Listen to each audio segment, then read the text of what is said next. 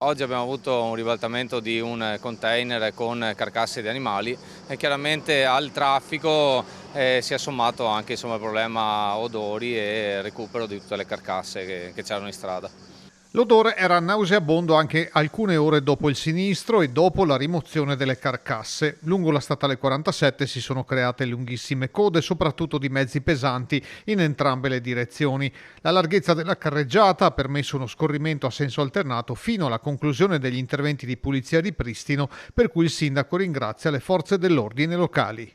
L'Unione Montana Bassanese che sta coordinando i lavori di gestione del traffico sta lavorando veramente bene perché ha coordinato anche i carabinieri di Romano, di Romano, di Solagna e di Enego, e quindi oltre che altre polizie locali, e quindi insomma stanno lavorando molto bene dal punto di vista traffico. Resta da capire il motivo per cui quel cassone si sia sganciato dal rimorchio. Il camion era appena partito da una vicina azienda che si occupa di commercio all'ingrosso, di pelli grezze, ossa, sottoprodotti della macellazione, carcasse di animali, residui e scatti di lavorazione di animali e prodotti di origine animale. La sua presenza è da tempo al centro di lamentele da parte dei residenti.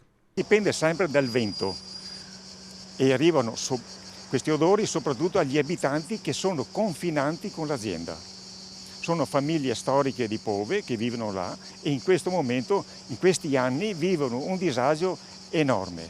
L'installazione di un abbattitore di odori ha attenuato il problema, ma non 7 giorni su 7. L'odore ha una particolarità. Arriva di notte, in piena notte, al mattino prestissimo, al sabato e alla domenica. Per dire anche a Ferragosto il giorno di Pasqua, si sentiva odore. E vogliamo capire perché l'odore esce quando l'azienda non lavora, è chiusa. E su questo non abbiamo avuto finora risposte. Speriamo.